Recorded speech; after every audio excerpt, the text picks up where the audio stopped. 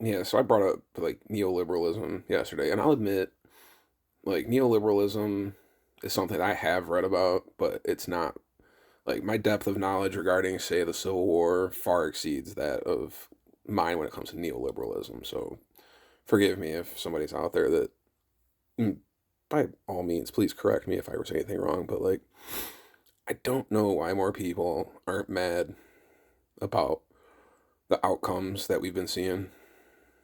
Like, I know, like, life was very prosperous and people were happy in the 90s and the 2000s, and even today, even with all the shit going on, like, go outside and talk to your average Americans. We're still very happy, successful people, but also, like, you can't deny that there has been a downward trend for middle class people for my entire life. If you were born in the early 80s, you started basically living at the tip, like the top of the point. Ever since then, it's been downhill.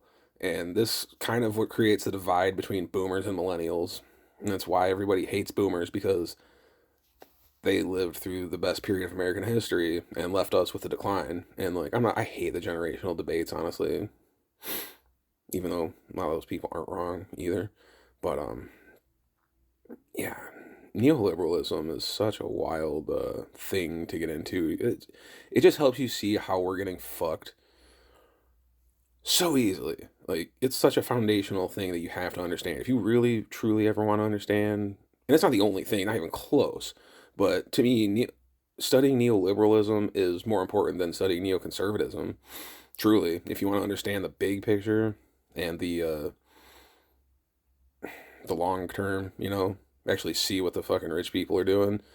But they basically sold everybody on the idea that exporting America's jobs to China, opening our borders to free trade, and changing America's economy to more of a service or financially based economy would be a net positive for America and the American people over time.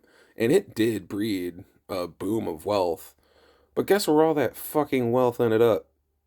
Not in the middle class's hands.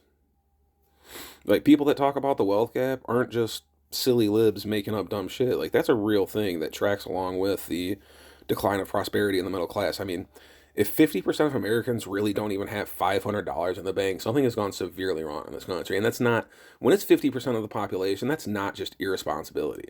That's not just lazy people. That is systemic fucking failure, and it was intentional. And now corporations are bigger than ever. Corporations own 90% of publicly traded stock, also, by the way. And just like, it's just so blatantly obvious to me. I used to think that a good chunk of people actually did read and inform themselves. Maybe the 80-20 rule applies, like 20% of people really do read and inform themselves, but the older I get, the more I see, the more people I talk to, I think a lot of people just bullshit. Either a lot of people are good at bullshitting, but they either don't read that much in the first place, but know enough and are intelligent enough to wing it, or they just don't care. Um, or they care and they just don't know shit. But I think far less people actually spend time reading and checking sources. I think that's just something people say they do so they can sound smart and like use it as a cudgel. I need to really start like checking people, like dig in when somebody tries to act like, oh, I source stuff and I blah blah blah. I'm gonna start calling every single fuck, like, okay, like, really, what source? Where'd you get it? Who'd you read? Who wrote it? Got pages? Got secondary sources? Please direct me to the data. Like, you know what I mean? I don't think anybody actually reads, except for like a few dozen of us, maybe, apparently, because I don't fucking see it. I don't understand why anybody doesn't see exactly what the hell has happened to us. And it really shouldn't even be a partisan issue. It should be a class issue, and they fear that. You start getting into class fucking warfare and, you know, class traders and all that bullshit. Government don't like class warfare. They really don't.